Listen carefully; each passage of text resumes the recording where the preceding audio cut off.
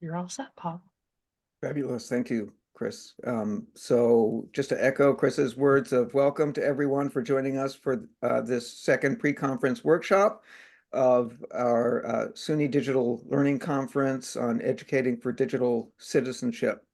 I'm really excited for this workshop from Robin Sullivan, University of Buffalo, and Nicole Simon at Nassau Community College on taking ownership of your digital citizenship, becoming a digital advocate in an AI world. So as Chris mentioned, keep yourselves on mute, but don't hesitate to put questions and add thoughts to the chat as Robin and Nicole take us through this workshop. So with that, I will hand it over to you, Robin and Nicole.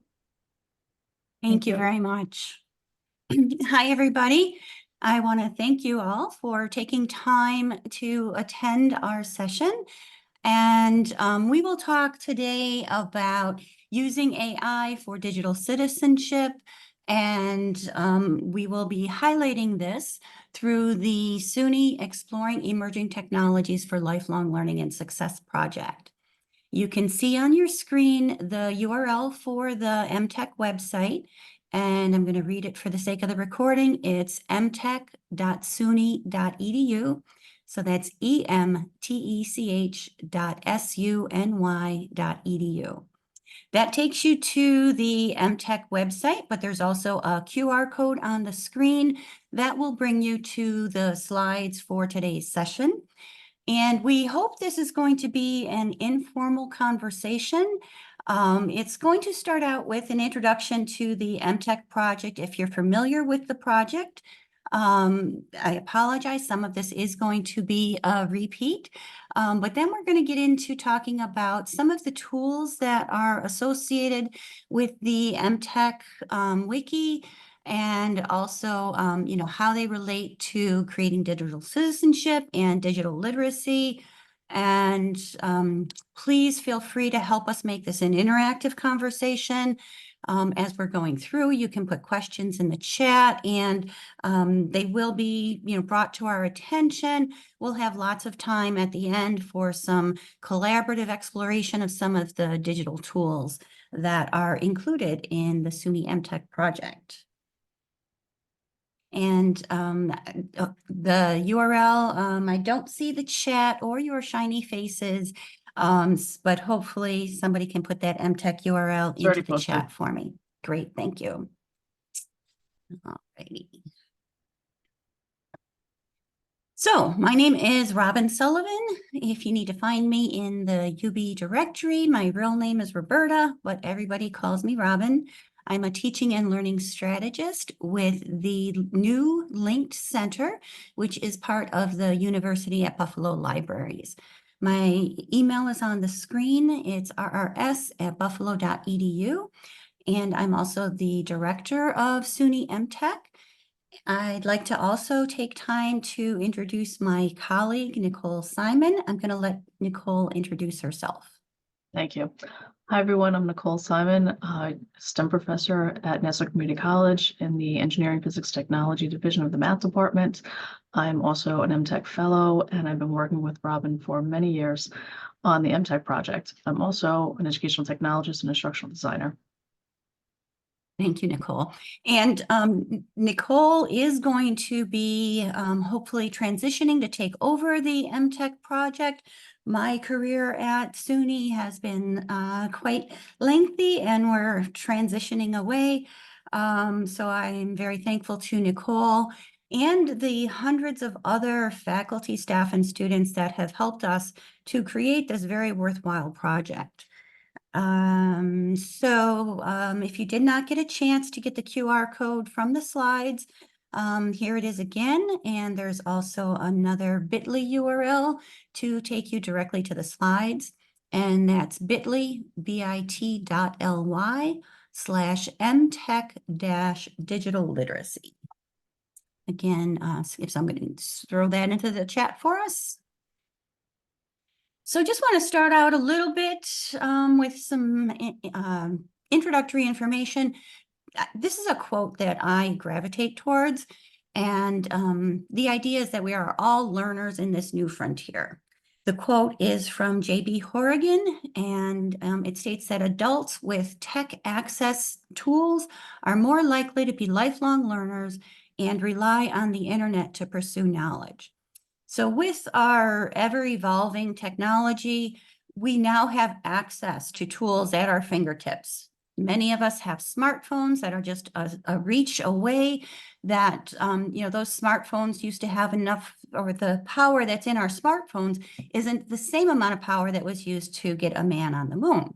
So we have a lot of technology at our disposal. And when you make use of that, you can easily be a lifelong learner. And that's one of the big concepts that we try to portray through MTech. So we do call the project MTech for short. The real long name is Exploring Emerging Technologies for Lifelong Learning and Success.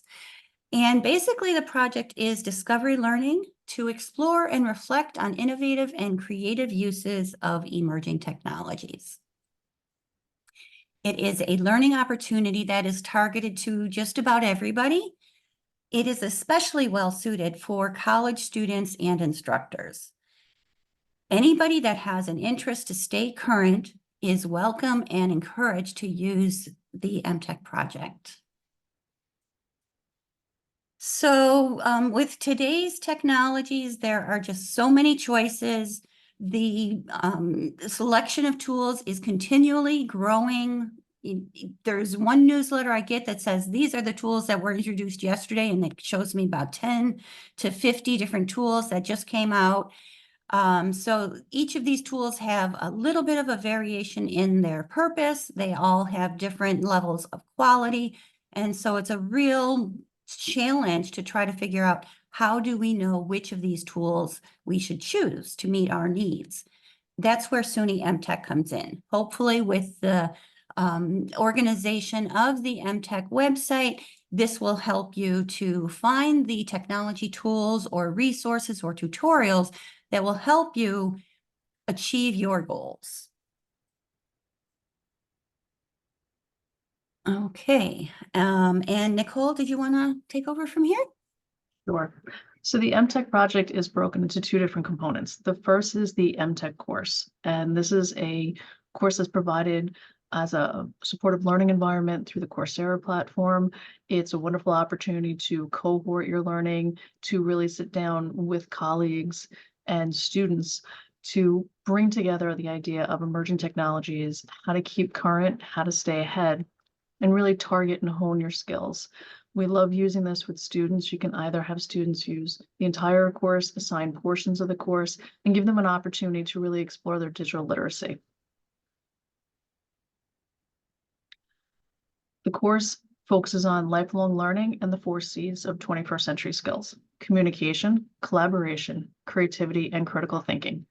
These make up the main modules of the Coursera MTech course, where students are exploring, learning about how you can use all these different areas of lifelong learning and the 4 C's of 21st century learning skills in their quest for different digital literacy and emerging technology tools. It allows them to start focusing their learning on how you can use the tools, how you can better your understanding, and how it can be used in your courses and your everyday discipline. For faculty, it's a wonderful opportunity to start building and maybe refreshing some of your course material using some of the newer technology components.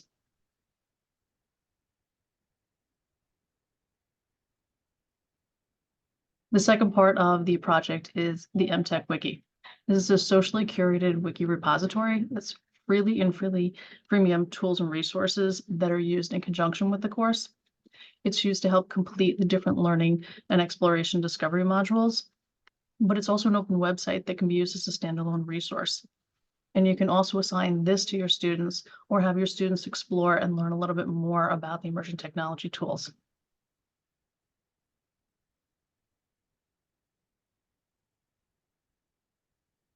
So here's a screenshot of our MTech Wiki. We have well over 500 plus tools and resources that can be used again with the different modules. You're able to apply certain filters to really hone your skills, or more importantly, hone some of the technology tools out there and resources for what your objectives are. What do you want to learn about, or what do you want your students to learn about, and start building their technology skills.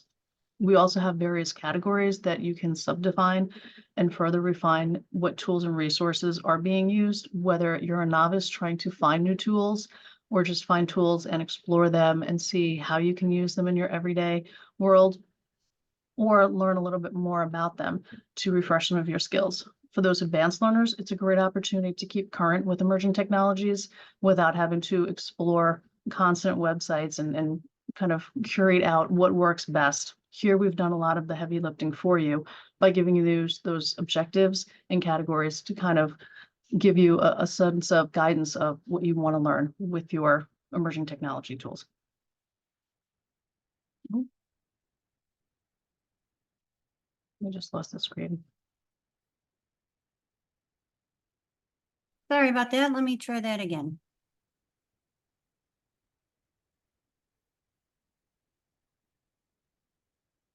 How's that? Are you okay? Do you hear me? We can hear you, but we do not have the slide deck. Okay.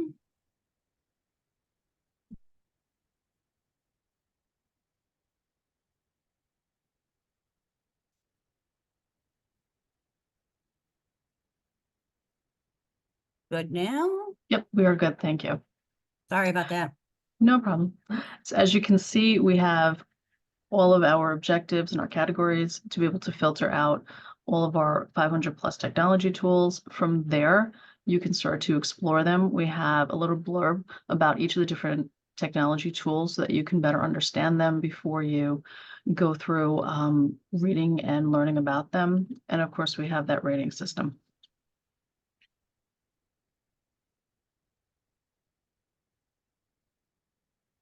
So the learning process that both the MTech project course and the MTech Wiki go through is to read and review and participate with the course materials. We find it works best when you're interactive within the Coursera site, and then certainly explore the wiki and the tools and the resources that we have on our site to help complete the discovery exercises, learn a little bit more, target and focus your learning based on your needs or your students' needs, and then certainly share an artifact and reflect on it in an e-portfolio. It's a wonderful opportunity to share what you've learned, or to have your students use an e-portfolio to share their experiences and what they've learned.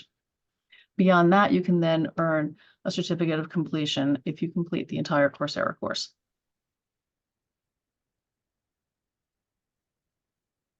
MTech is free for all. Everyone can participate in this course, entirely free. And that's the wonderful opportunity. We want to be able to share professional development with our colleagues and our students so that they can learn and explore.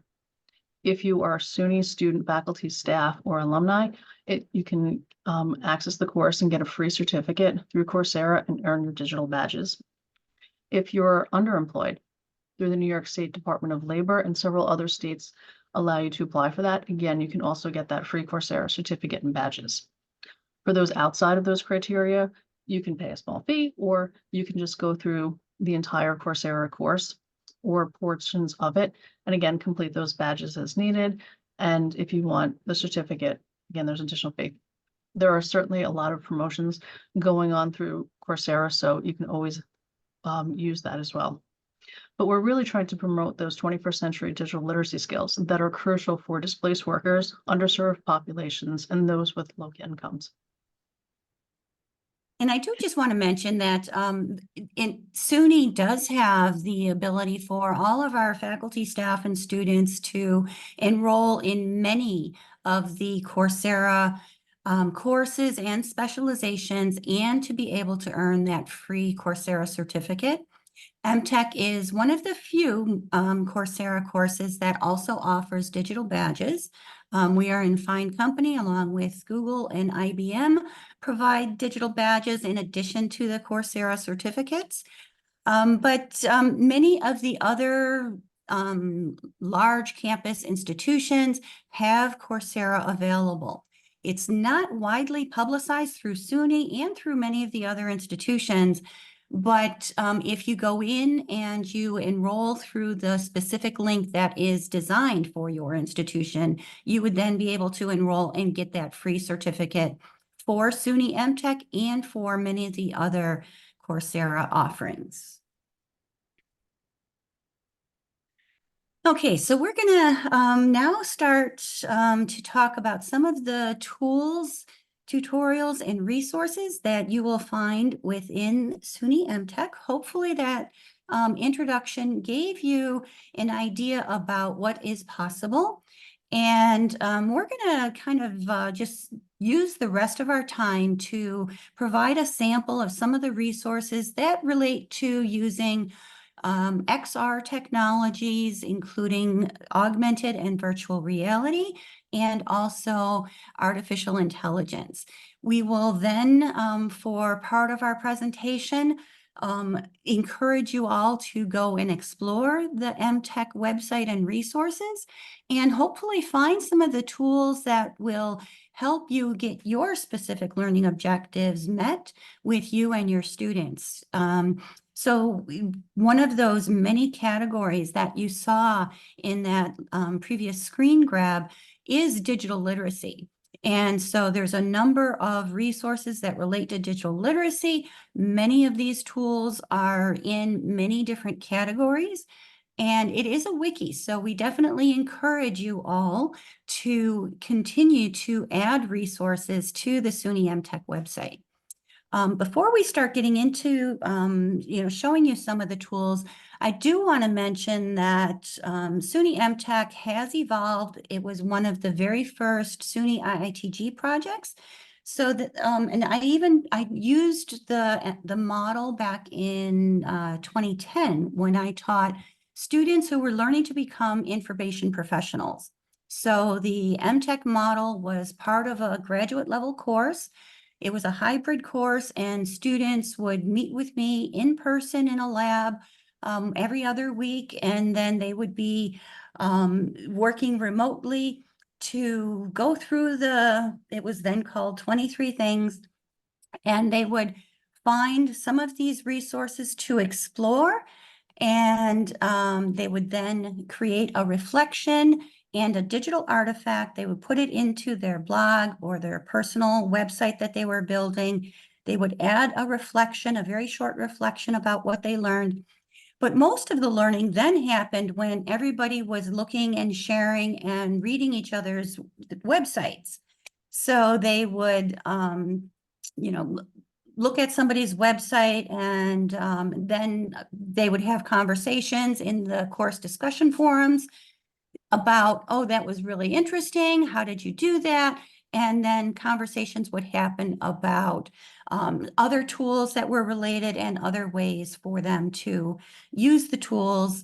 So it's really a community effort in a learning opportunity. And so we encourage you all to consider adopting MTech with the students that you work with and for your own professional development. We've had a lot of success with institutions who have developed a cohort model. At UB, we had the School of Nursing who just over winter break, they would get together on their lunch hour. They would bring their laptops into a shared environment, and they would just work together. And as somebody is exploring these tools and saying, oh, look, this is something that I can use to help my students understand this concept, then they would have conversations and they would be learning together. So I encourage you to consider adopting MTech with your courses, with your students, with your colleagues, and just with the general people that you know in life. Digital literacy, digital citizenship, these are skills that everybody needs. From the very young to senior citizens, we need to be able to use these digital tools to be able to get by in today's society. And so hopefully we'll show you some of these resources that you can use and that you can share with others. And so this very first resource that I want to share with you is called The History of Augmented and Virtual Reality, provided through History Degree. And I'm not going to go through these resources in depth. They will just be a very brief overview of everything. But this is linked to a site that has a really nice infographic that just shares the history of virtual reality and it talks about using flight simulators. Believe it or not, 1929 is when those were first available. The Viewmaster, a tool that many of us, some may be too young to know those, but it was definitely a tool that I used to have 3D images of places that I can only hope to visit. And this is a really nice infographic if you just want to visit it when you have some time. It talks about how we are now moving into using tactile information, using gloves to be able to feel and point to things. Our gaze is now able to be used kind of like a mouse. So if you are somebody that doesn't have full use of all of your senses, if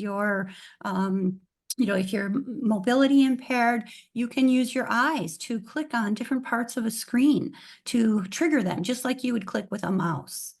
So I just wanted to highlight this resource and explore it further when you have your own time. So one of the first things I want to talk about in the category of, we're going to give you a lot of letters here, VR, AR, MR, and XR. So virtual reality, augmented reality, mixed reality, and then XR stands for extended reality, which is kind of the umbrella term. The virtual reality, you can picture that as something that blocks out your entire reality. So you have, when you're using virtual reality, you usually have on a headset that is a set of goggles, and whatever you're looking at in these headsets is fake reality. It's not, it's not something that I can look and see the windows and doors next to me. I'm looking through the goggles and I am seeing with whatever that programmer has created for me to look at. And so virtual reality is taking my real reality and substituting it for something that is not real.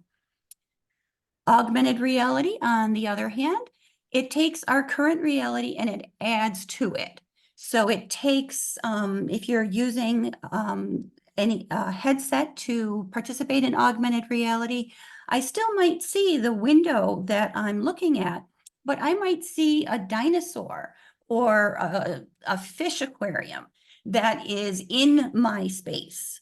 And so that's kind of the difference between the virtual and augmented reality. Virtual reality, the entire reality is blocked out, and augmented reality adds something to the real environment that I'm in. This little graphic was, I think, a nice idea to try to explain the differences between these environments. So we have the real environment, what you're looking at right now through your own eyes.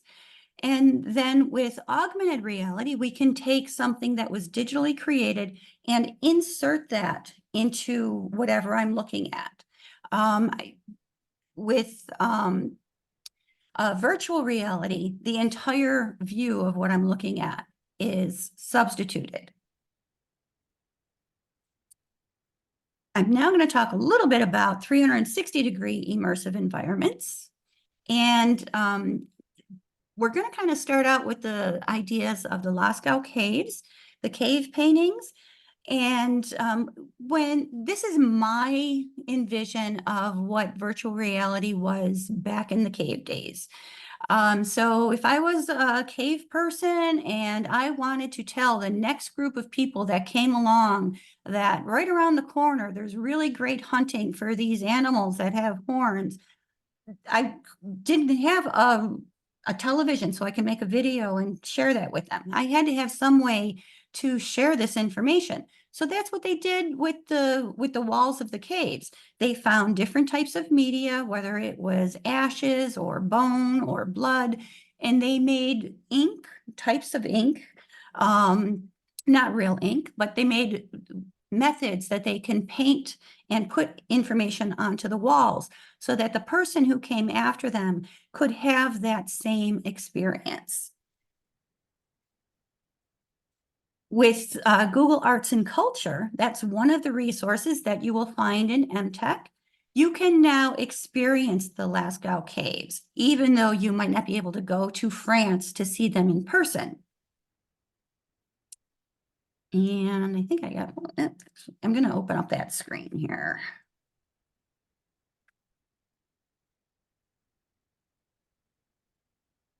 So this is the MTech site, and here is the record that brings you to the resource. And it is Google Arts and Culture, gives you just a little bit of a definition, and then there is a link. There's also some keywords, and then down at the bottom, you'll see which of the categories or objectives that this fits into. So if I click on the link, it will bring me to the Google Arts and Culture, and I can search this to find the Lascaux Caves, and it will give me a nice presentation that I can walk through the caves. I'm not going to open that right now. Again, I'm just going to kind of whet your appetite. We will have some time for you to go and explore things on your own. So hopefully we'll let you do that. So going from these cave paintings to using photographs, there are, the saying says there's a picture is worth 1,000 words. So if, you were not able to visit these places for yourself, but a friend of yours had gone to visit these locations, they could take photographs and they can show you those photographs, and it's a little closer to being there. There are many photo collections within MTech, and that's probably one of the ways that your students will learn how they can increase their digital literacy skills. We have a number of resources in there that teach students about Creative Commons, about how even though they can go online and they can right-click and download any image, almost any image they find, it doesn't mean that they are legally or ethically encouraged to or able to do so. So within MTech, there are many tutorials that explain the concepts of citing your sources. In the slides that we have, we've tried to put a link into where the images have come from. And in all of those different photo collections that we have on the MTech website, there are collections that also just focus on different aspects. We have some that focus on just how can you find photographs that represent diverse audiences. A lot of times, some of the stock photo companies might not account for making sure that everybody is accounted for in the visual representations. And so in the photo collection within MTech, you can search for photo collections that focus on accessibility and diversity. Also going back to the idea of virtual reality, these stereoscopic viewers were very popular, and they were kind of like that ViewMaster tool. Mattel made them that you can see images, but it adds a three-dimensional quality so that it makes it seem a little closer to reality. That's what these images are representing. So today we have things that are kind of like those stereoscopic viewers. It's at least 100 years later, and this is called a Google Cardboard. Well, Google has discontinued supporting cardboard very, very much, but they are still very prevalent. There are viewers that are made out of plastic that you can use to kind of have that headset environment. But these, you can also make these from a pizza box. So you can find a template online, cut it into the special shape. You can even 3D print those plastic lenses or get them online from something like Amazon. And you can make these Google Cardboards very reasonably. You can also still buy them many different ways. Just go online and search for Google Cardboard, and you can get them just for a couple dollars each, $3, $4, $5. And they will allow you to take some of these virtual environments like that Google Arts and Culture, and it'll allow you to move your body to look up and down, side to side, to see that virtual environment as if you were right there. Now, this presentation was created with Orbix 360, excuse me, and Orbix will allow you, the video was taken with my smartphone. I was able to use an app to just stand in one place, take a 360-degree video of the UB libraries. I then used the Orbix 360 software to make a virtual tour. And so this little tour was created to try to find our new Level Up esports arena. And you can click on this to open the tour. It's going to take just a second.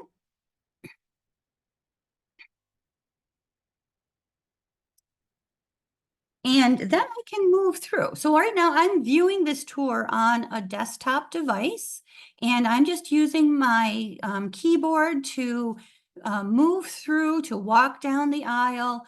And if I see one of these little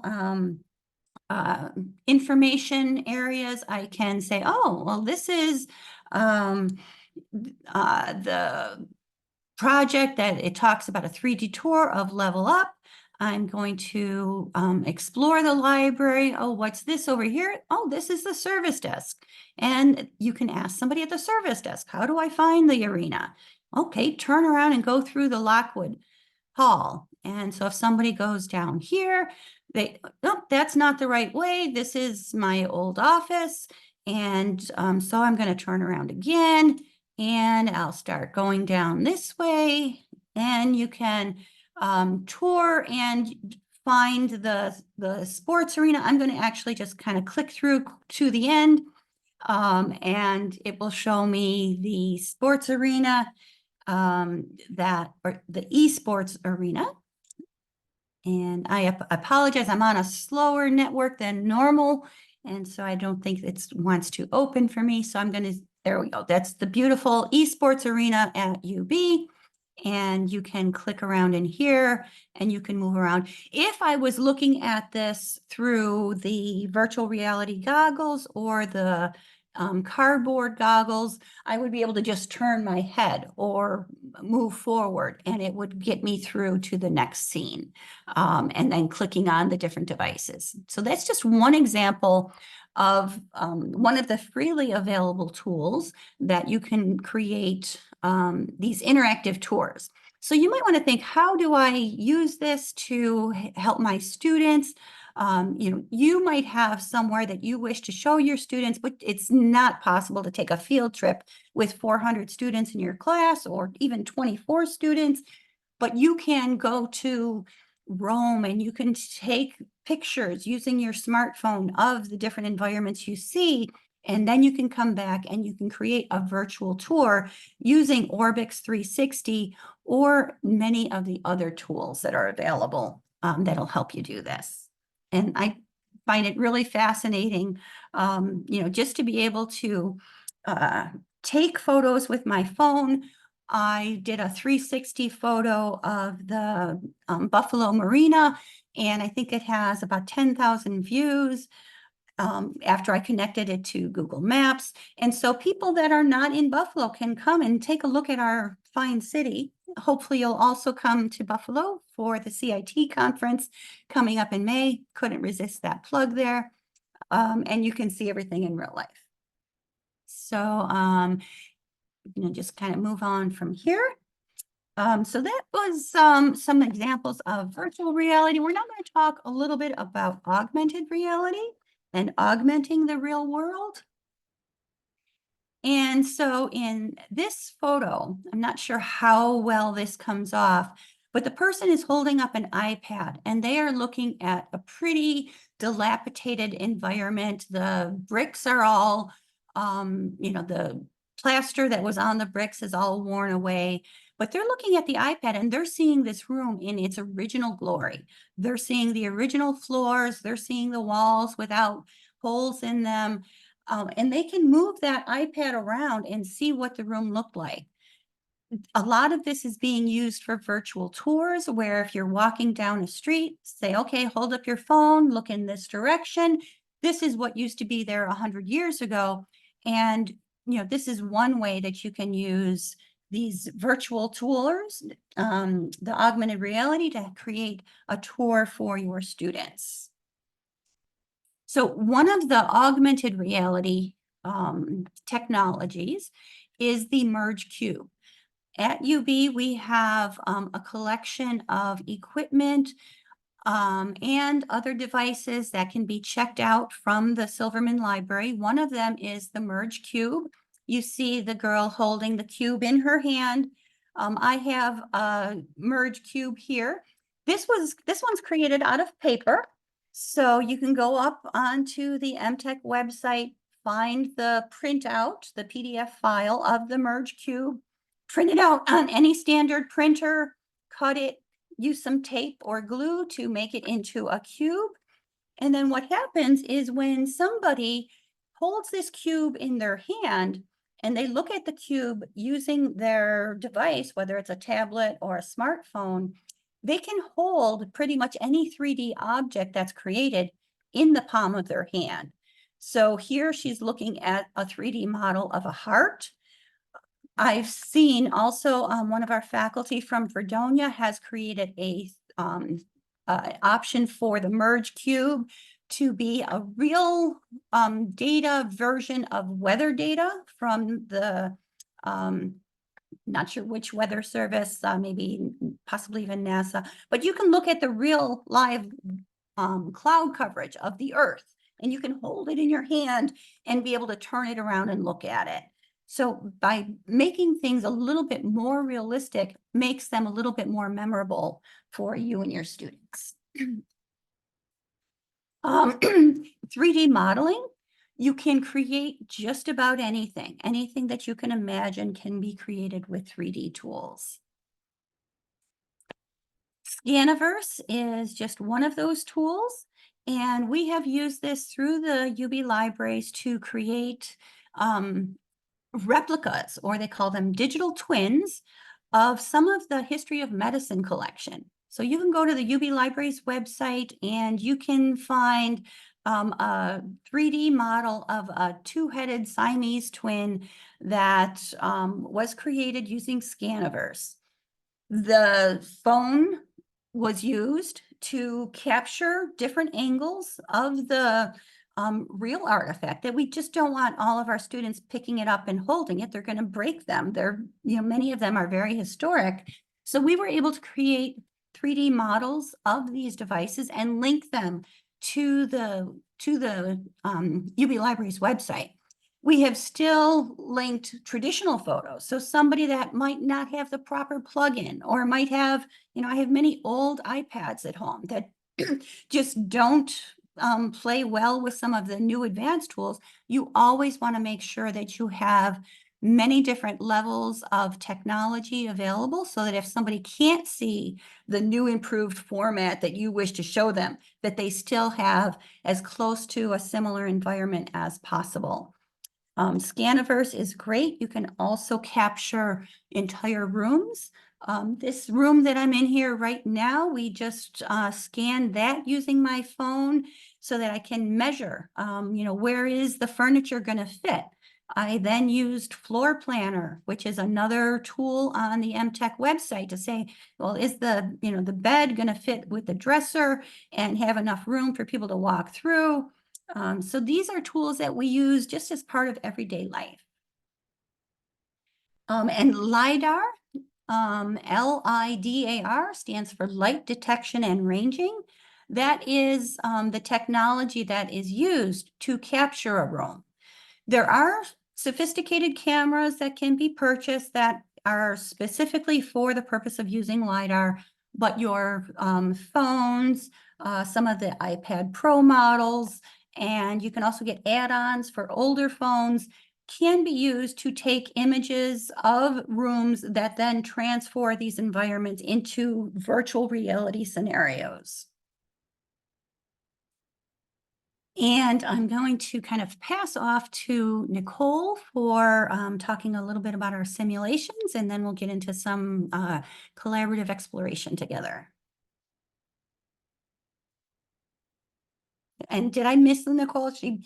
I think I'm going to just kind of take it. She maybe had to go to her class, and I apologize that I'm not seeing the chat. So with the simulation examples, we do have the LiDAR that is mentioned.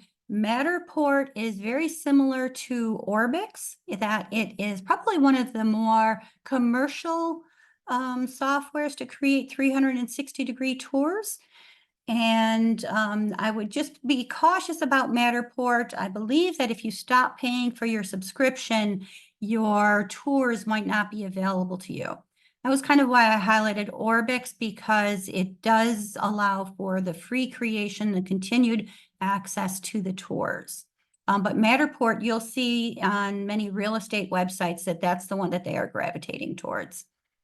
National Geographic has a great site for virtual reality and 360 images, so you might find content available through that. And just going to keep moving forward so we can have time for some exploration together. So the PhET website is something Nicole is really good. We probably should have pushed this back with her teaching schedule, but PhET has a series of interactive simulations. It is created through the University of Colorado Boulder. And if you go to their website, again, this is the MTech page that describes PhET. And so on this website, there are many different simulations. They have simulations for physics, chemistry, math, earth science, biology. They started out, they used Flash. And Flash is one of those technologies that was in its day, it was everything. It was the way we created interactive exercises on the web. That has recently been, or that has been replaced, it's actually been a while now, with HTML5. And you'll see that there are a number of activities that can be used. And one of them highlights the pool table. What is the angle that you need to hit that cue ball so that the ball that you're aiming at ends up into the pocket? And these are some really nice exercises that you can explore. Artificial intelligence is probably the topic on everybody's mind nowadays, and there are many different artificial intelligence tools. Right now, the MTech website has 600, more than 600 resources on there. And right now, there's only about 20 artificial intelligence resources. So I hope that even in today's conversation, we can identify a few that we can add to that collection. So the some of these that I want to share, we're trying not to duplicate some of these resource collections, but highlighting the collection. So the first one is generative AI resources. And it is a list of resources that are useful within education. This one was created by the Stevens Institute of Technology. It is a Google Doc where people that have shared have added some of the resources to this collection, and you can go through and read about them and click on them. Generative AI is great for the creation of music and stories and images. Some of these tools that are used for organizing research elicit is a tool that I've been experimenting with a little bit. And also, probably everyone is familiar with ChatGPT. ChatGPT is the tool that was introduced back in November of last year, I believe, and it allows you to have a conversation. I see the searching and asking ChatGPT. Right now, there's still many flaws. You do have to be aware of, digital literacy ideas. You can accept something, but make sure you verify it before you tell somebody else that this is the truth. So ChatGPT does have a habit of hallucinating. That's the term that they're using. And it just means that it's inaccurate. It guesses. It tries to imagine what the possible answer might be. And whether or not it's right, it will share it with you. So even though in the early days, we would say Wikipedia, do not use it for any scholarly exploration. Well, now we say you can use it, but use it as a starting point. Start with some of the resources, but then follow the trail and imagine, where did that come from? Is it legitimate? Same is true for ChatGPT. Use it, but be very aware that some of the information just may not be accurate. The crash course in artificial intelligence, if you're not very familiar with AI yet, I would recommend this resource. It is a playlist of videos that can be viewed on, actually, I don't think this is the link of the one that I was hoping to find. There is one, another course on artificial intelligence, but this one could be interesting as well. I don't think I've checked that one out. I'm going to have to double check that link there. Knowledge AI is, so that is the link here, knowledge.ai. It's a tool that helps you design courses and design activities. So it's an e-learning authoring tool. And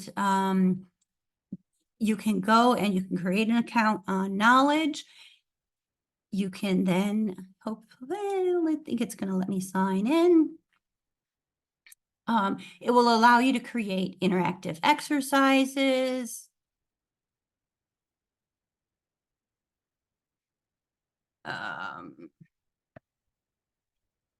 You can create discussion forum questions. You can create crossword puzzles. You can create many different activities that you can then export as HTML5 or even just embed within the Brightspace or whatever your learning management system is.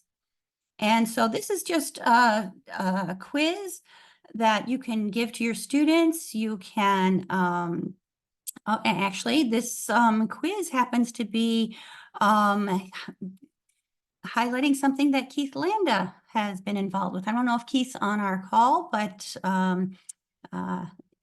it's just kind of a small example of how SUNY gets through on a lot of these different websites.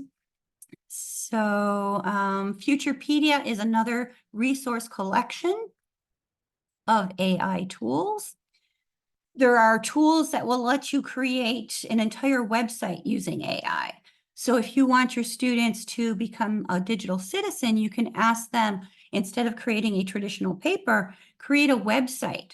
And you can go in and ask for website creation, and it will give you a website builder. It will also give you a different tool that will summarize AI from a web, or it'll summarize an entire website using AI.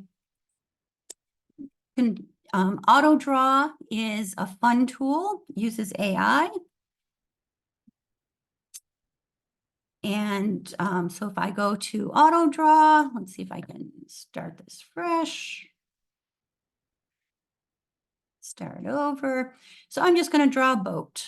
So I'm not very good at drawing a boat. And when you have a mouse, it's even much more difficult. So does that look like a boat? Oh, well, Google seemed to think, yes, it does look like a boat. Here's one. Did I mean this boat? That's much better than I did. Well, this is a boat too. Do I want this boat?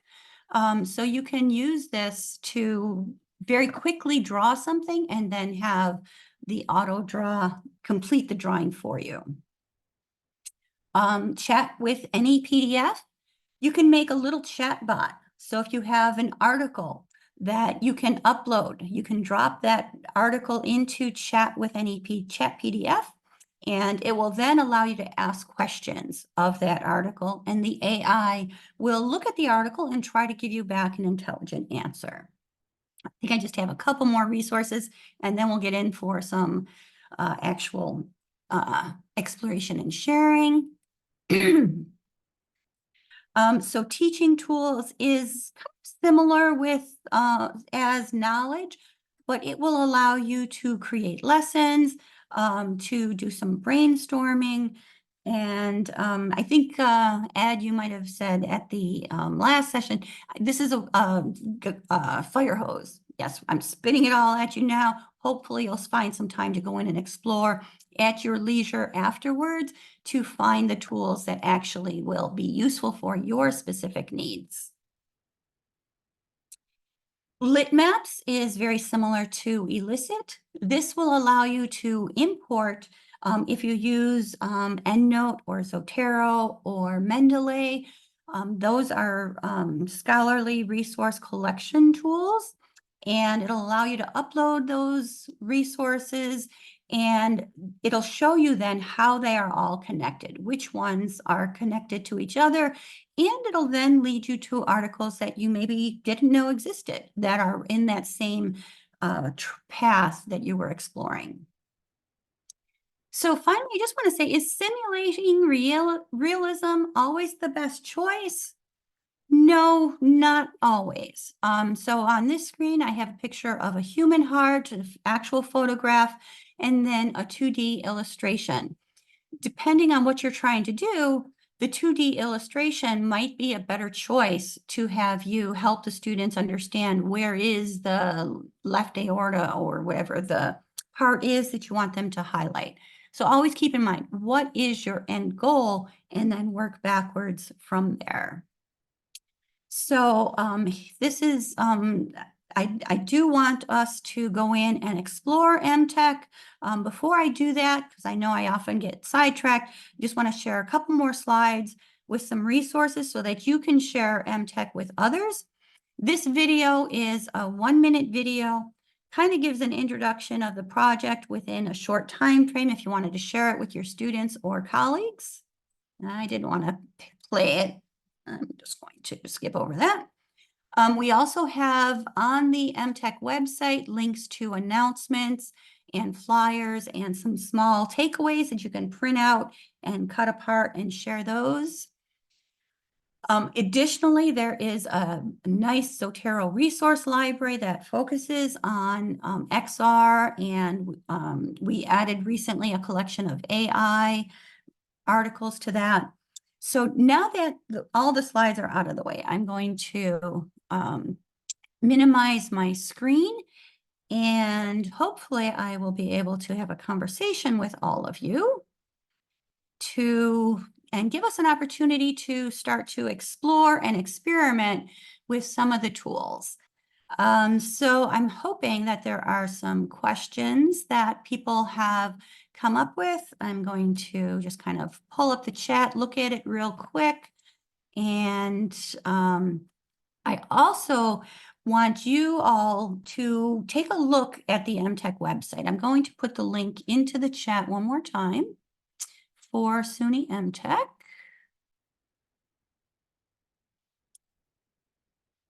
And hopefully somebody will be able to unmute people so that they can ask questions. But what I would love is if you can take a few minutes to explore the MTech website, go to the Discover page, and try to find some of the items that might be useful for your needs, either things that you're familiar with or that you're not familiar with. I'm pretty familiar with the items that are on the website, and hopefully I can answer your questions. But I also encourage anybody on the call that can bring up, these are some of the tools that I want to use for increasing digital literacy and digital citizenship with my students. Please share them widely, and hopefully we can have a conversation about this. So I'm going to go through and Chris, were you following the chat? Were any of these things So there was mentioned? a couple different things in here. Nicole answered Laquan, and I apologize if I'm saying this incorrectly. Asked how you get to the MTech wiki, and Nicole put the link in for everybody to take a look at it. I did put some information in about taking Coursera classes because I actually manage that access. So if anybody has any problems, they can reach out to me. My email's in the chat. Paul put some different resources in here. Talk about the Google Arts and Culture site on Lincoln's Gettysburg Address. Paul, I would love if you could talk about that. Have you used it with your students at all? And I think Chris will be able to unmute you if you can't unmute yourself. I Great. think I'm unmuted. You hearing me? Yes, Good. yes, we Yeah. do. Thanks. Yeah, this is a great site created by folks at Dickinson College, where you can also get access to the various manuscript versions of Lincoln's Gettysburg Address. So the site gives some historical background to the address, goes into what happened on the day of the address, and then goes a bit into the afterlife of the address, the different people for whom Lincoln wrote out the address to share it with them. And there are some interesting differences between these versions of the Gettysburg Address. One of which may have been the one that he actually read at Gettysburg. It's not entirely clear. So I engage students frequently around the question of textual fluidity, texts that don't exist only in one version.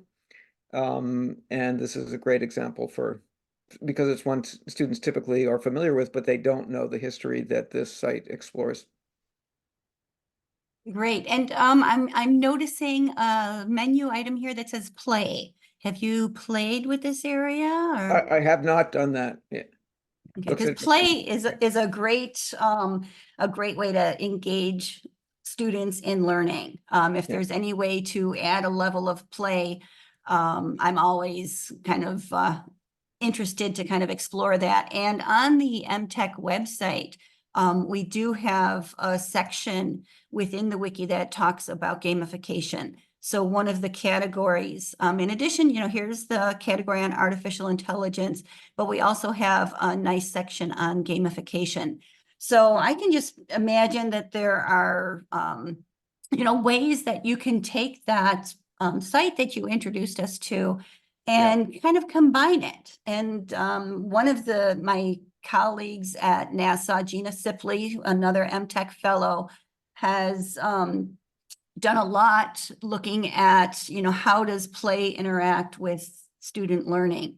And, just by, I think, having a faculty walk by her classroom one day and they said, what's all the chaos going on here? And the students were just involved with play. And I think they were using something like Kahoot. And, it just kind of raises their level of excitement and gets them to engage more in the learning. So thank you for sharing that site with us, Paul. Yeah. Thank you, Robin. Looks like Ryan has a hand up. Yes, Ryan, please, can you unmute and talk with us? Thanks. Yeah, hi. Great stuff. And so I had some students come by, so I may have missed this, so I apologize. But I was curious if you had any kind of strategies for encouraging and empowering faculty to be taking these tools and use them and integrate them into their coursework. I have found, I worked in the SUNY Albany Library, that has been a good kind of way to encourage use, but sometimes faculty it can be harder to get them to adopt some of these tools than it is for students to adopt some of these tools. So I'm curious if you had, any strategies or anything that you kind of were doing on your side of the state. Thanks. Mhm. Yeah, so that's a great question. And thank you very much, Ryan, for asking. So I think I mentioned that, MTech, my experience with it started when I used it with my students as kind of a course assignment. So it was throughout the entire semester. And the students used it. And so I was presenting at CIT and presenting to faculty and instructional designers. And somebody in the audience said, oh, this would be great for faculty. And that's kind of, where MTech started to evolve. It's like, yes, it would be. My job, my main role was as an instructional designer. And so my main role was to encourage faculty to adopt these tools. So we try to make MTech a collaborative community. The Coursera discussion forums are leaving us a little wanting in that area. But in many ways, the research that we've done does show that when we can have faculty work together, so usually when I give somebody a card, I'll give them two. And I'll say, please, use one for you to sign up for the course and then find a friend to learn with you. And so if you can just encourage people to work together, that's probably the biggest benefit that we've seen is that collaborative. And cohorts, I think, is something else that we've had a lot of good experience on. So under the main MTech website, you'll see a link for impact. And here we have a nice infographic that shows, so far we've given out 3,700 badges, and that's quite a bit. And 85% have shared those badges through LinkedIn. And I just get such a heartwarming feeling when I see somebody share their digital badge or their digital certificate on LinkedIn. And I will go to presentations. I think last year's SUNY CIT keynote had in her biography that she was a TOPE fellow. TOPE is the name of MTech before it came MTech. And it's like, yes, people are very proud of the status that they achieve. We've had many faculty who have used their certificates and badges for tenure and promotion, putting them in their dossier. Some campuses will probably give more weight to that than others, but it does show that they have taken the initiative. And, I'd say that cohort model is probably something that is, try to find just 6 faculty to start playing with it and then ask them to find a friend and then them find a friend. And, that's something that I would suggest. While I'm on this infographic, I do want to just show, so far we've had, actually that number is a little old. I think we're very close to the 36,000 enrollments in the project. And so that says a lot for the reach of Coursera. Coursera is a global entity. These circles are bigger when they, to represent the more people that we have enrolled. India has definitely adopted the project quite a bit. It was really interesting to see Singapore, a very tiny little country, but we've had many of their civil service trainers who have come in. So a lot of the police trainers, a lot of the fire trainers have come through MTech. And I could see that they are, somebody finds it useful and interesting. They'll create videos that they're using in their training materials. And then I'll see, oh yeah, my friend was in here. And so that goes for that cohort and collaborative learning model. This graphic shows kind of a very nice breakdown. We have about a quarter of instructors in the class. 18% are students, 20% are unemployed. About 10% people employed outside of academia, and then 27% who are employed in academia, but not an instructor. So it's a nice mix. And one thing, when you're in there and you're working, a high school student or a college student doesn't know that they are talking and working side by side with an aerospace engineer. Identities kind of become not important. You're working together as learners, fellow learners. So I don't want to keep talking. I want to open it up for hopefully other people to talk. Paul, did you have something else to share? Yeah, I did have another question. So you made that really helpful point about Matterport, that if you've stored content with them and then you stop paying for your subscription, the content may disappear. And so that leads me to wonder whether the MTech Wiki has resources designed to help people evaluate the policies of platforms that they may decide they want to make use of for their teaching, for professional purposes, for any other purpose. Privacy policy, data use policy, particularly with AI, it's an important thing for people to consider. How the data that they supply to AI platforms may be used and monetized.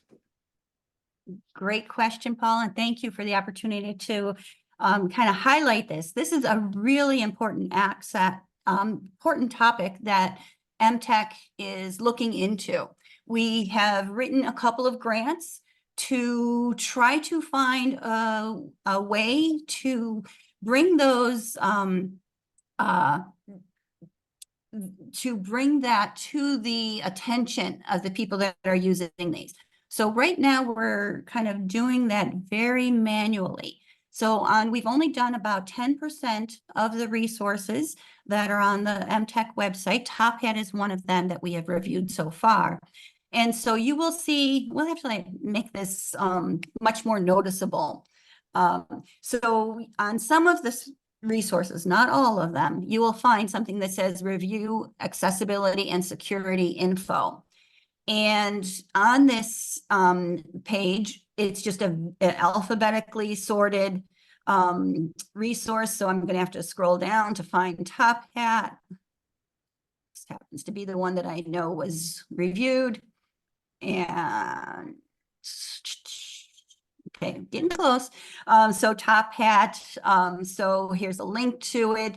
Does the app have a VPAT? And people may not even know what a VPAT is. VPAT stands for Voluntary Product Accessibility Template.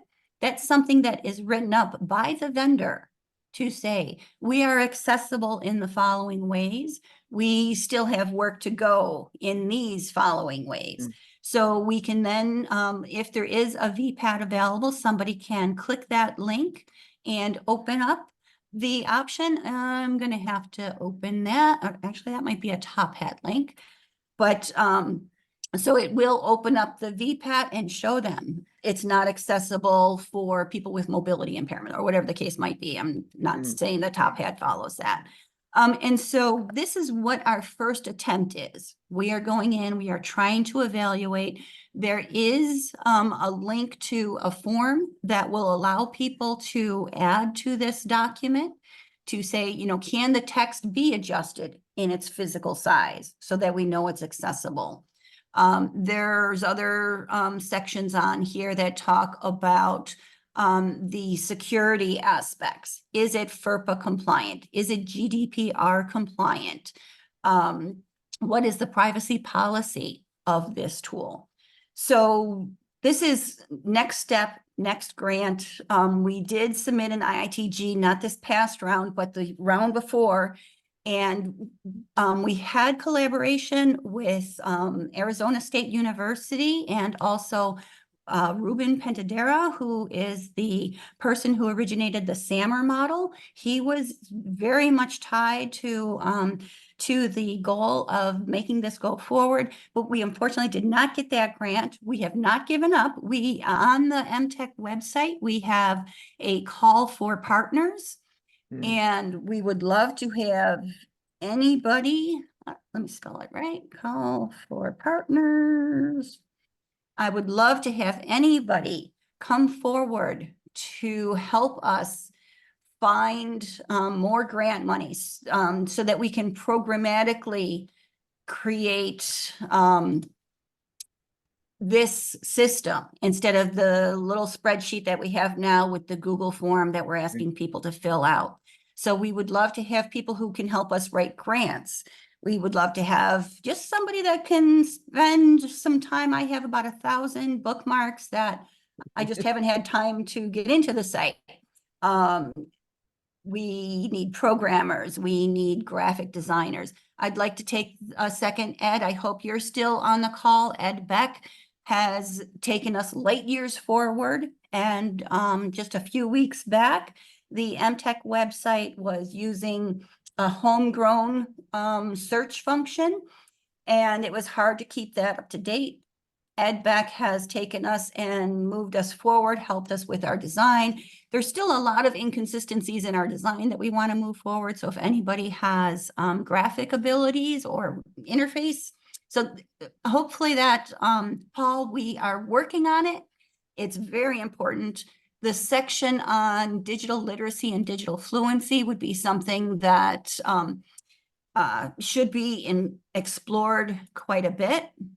And also the MOOC itself is got 5 modules. It could take less than 5 hours to complete the whole thing. And the creation of a portfolio is not required. That's kind of an optional badge that you can earn. But, you can go in, and the lifelong learning module is the first one. That's the most intense module. So we do talk about the importance of digital citizenship, the importance of accessibility, the importance of knowing what open educational resources are. So we try to highlight that in the very first module. So it makes that module seem a little long, but the next ones are not quite as long. Thank you. That's great. That's really helpful, Robin. Thank you. Hoping that others have questions or just have found a resource that they want to highlight and bring to the attention of others as they went through. Chris, I've not been peeking at the chat. So You're okay. again, if I can rely on you. Jamie had put in a resource, content.authenticity.org. There's a resource there that people could take a look at. Where is that one? And Jamie, can you maybe talk about that resource? Sure, yeah, And I'll see if I can find the link. Yeah, that is something that has been in the works. Like Adobe was one of the leaders in that. And it's basically for the imagery, for your images to make sure it's authentic. You can actually upload an image from there. You get from a newspaper and kind of run it through this process. It's called verification, and it tells you if it's authentic or not. And it also teaches you how to actually embed the metadata into your images for ownership. So I've been a member since the fall, but a lot of big companies are in here, and it's just a really great process, something that, I wish more people would share with their students as well, especially the ones that are artists. It's a great feature that they have going with tagging your images. Great. Is there anywhere in particular on this site that would be helpful for me to navigate to? Basically look at how it works, and then there is towards the bottom, where is it? Where's the verification process? I know I just linked on it. It's called Verify. Hold on a second. Where is it? If it's, you basically go to the URL and just, rather than how it works, go to after the org, hit /verify. There's an uploader feature. You can take any image, like from a newspaper, and you can see the tags on there. Oh, get rid of that. Yeah, get rid of how it works. Yeah. And actually, I'm going to teach you all another trick that I learned. So if I want to find where on this site is the term verify, I can put the word site. with Ah. a colon before it. And now it's going to search the content-authenticity.org website for the term verify, and hopefully we will find verify. Okay, so we want to, let's just see, can I paste in the image? Save a file, You select, can drag on my mom's or you can computer. drag and drop an image there, or you can click the link to get to navigate to it. Upload an asset. Let's see. Use an asset URL. Let's try that. So I'm just going to go to images here, and I'm going to copy this image address by right-clicking, and then use an asset URL, paste it in. Where am I going to paste it in? We have to go back to the box. Because these are just the directions on how to do it. If you go back. Back go again? Yeah, and you go, there should be a, on the verify, it should be, yeah, there it is. Okay, this seems to be an image to the verify tool. Mhm. There we go. There's the URL we were looking Yeah. for. So drag or drop. Well, let's just try this one since it's letting us. So that's the picture of the boat from earlier. Yeah, So this is verifying it. so there was So nothing, search for yeah, possible yeah. matches. Yeah, and there's probably no metadata in there, they could find. Cause if you're in like in Photoshop and you tag it, it'll show up of who owns the image. Okay, very nice. I Yeah, also love Tin Eye. tonight, okay. It's one of our resources on MTech, kind of similar. So it will allow me to either paste in the URL or upload the image like we just did. And it says, so it's trying to find, you know, is there another image that looks like this CR? And it found a couple. Oh, love that, that's great. And so this is really nice if you think, okay, my student said that they created this image, but then if you run it through Tin Eye, you can possibly see that somebody else had created this image before then. So it's another great resource that I like to use. Yeah, because one of the assignments I have in my one class at Buff State is they actually have to like do like a photo you know, like collage. So I want them to show me the original sources and what they do with it. And this would be kind of cool to actually add this to it where they could, you know, show that's where they came from, and I would know too to check it, but that'd be kind of cool too for them to see that in action. Once they combine it, how it recognizes it. Yeah. And, you know, digital literacy definitely includes photo literacy nowadays. Oh yeah, Okay. definitely. Maybe I didn't copy the right URL. 0 matches on this one. So it's not perfect, but very often it will show me, you know, this, even though it was an image on Pixlr, which happens to be one of the photo collections that we share. It'll say Adobe has this in their stock collection too, but you know, Pixlr was first, and it'll give us, we could sort by date so we can determine which was the first instance of this image. So I hope, has anyone else found any resources? We have about 10 minutes still.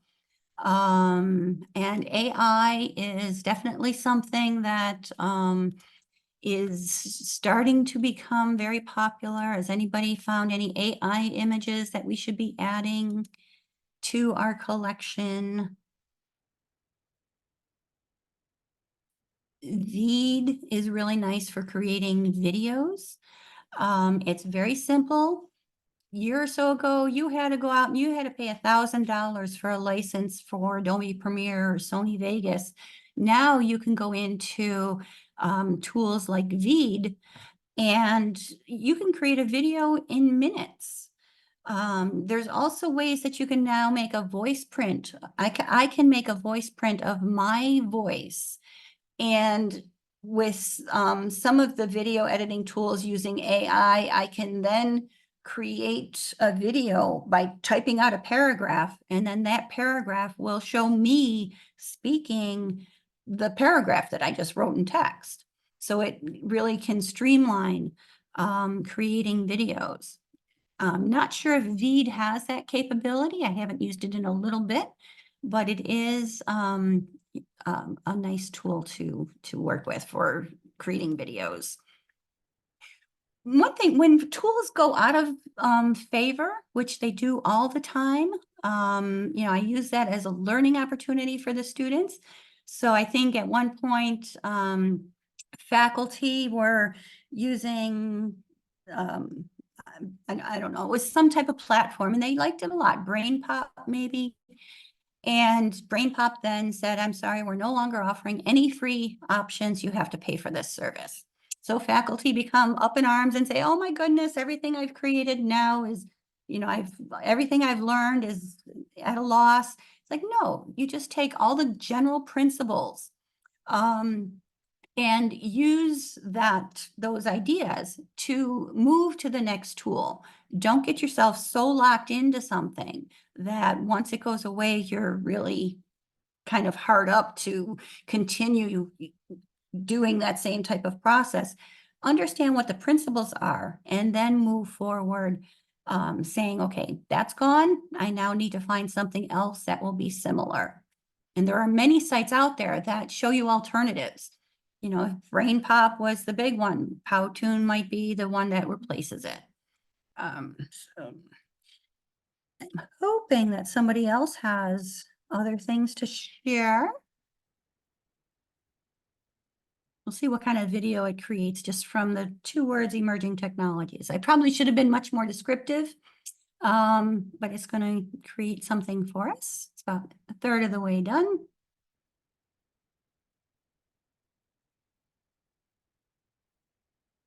And is there anybody on the call who has used MTech? Out of those 37,000 people, I would hope we might luck out and get a couple on this call.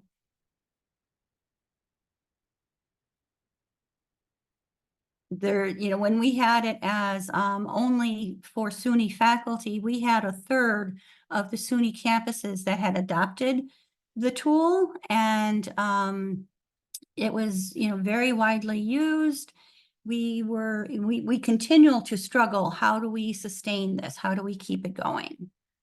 We are pretty good, though. I think the wiki aspect allows us to keep the technologies up to date. We're continually in there saying, no, that one's not useful anymore, or they changed to a premium model. And so we, you know, can easily hit the delete button. So let's see, what kind of video did it give us here? Let's play it. We have like 50 seconds.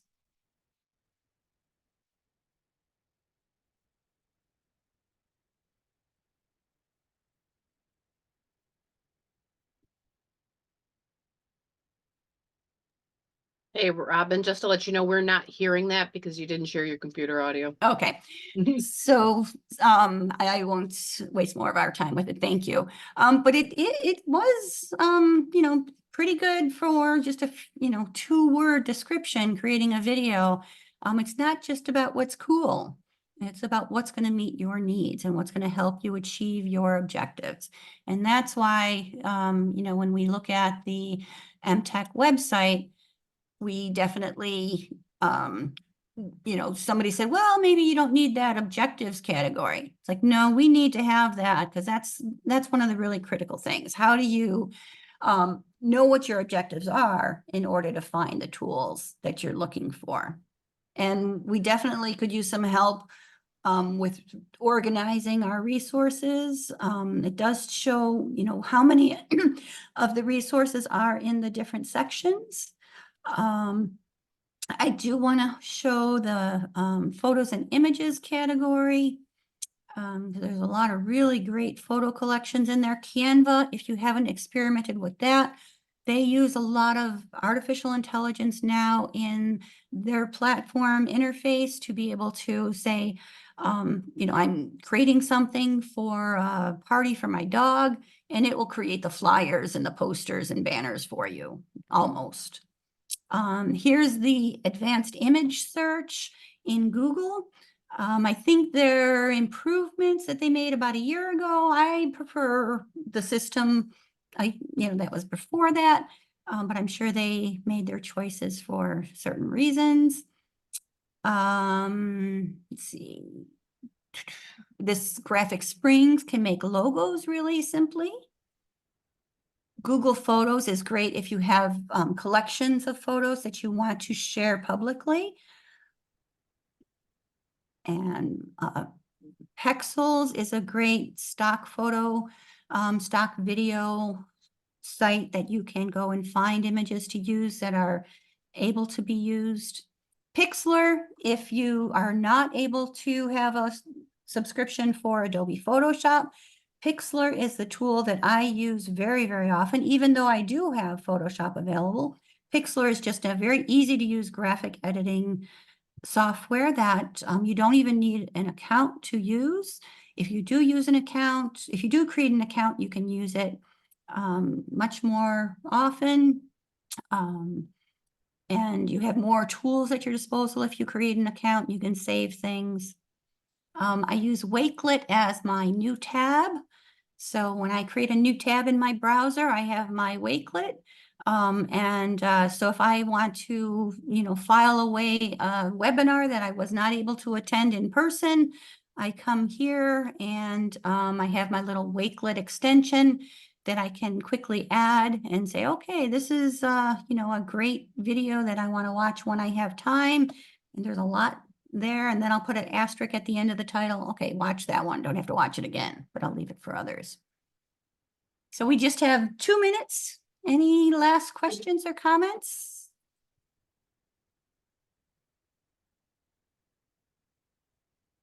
I do want to encourage everybody. Yep, please. Oh, no, I just wanted to say, if there aren't other comments or questions, thank you so much, Robin, and I guess Nicole has left the meeting, but please convey our thanks to Nicole as well for a workshop that just had tons and tons of useful information, links to resources, information about how to use them, and I have looked at MTech before and explored a little bit, and there's a lot more there now that you're showing us than there was the last time I looked, and I really look forward to exploring it further. Thank you. And if anybody would like to have us host an introduction for your faculty to encourage cohorts of faculty to come forward and work together, we can certainly do that. On our website, there's a lot of recorded videos as well that you can go and find a recorded video. We have one that was translated into Spanish. If you have a Spanish-speaking group of faculty or students, we've recreated the project for the country of Ukraine. That was a really great honor to be able to do that. And I want to thank you all for your time and attention, and please follow up if you have questions about the project. Thank you all for your attention and time. Thank you. And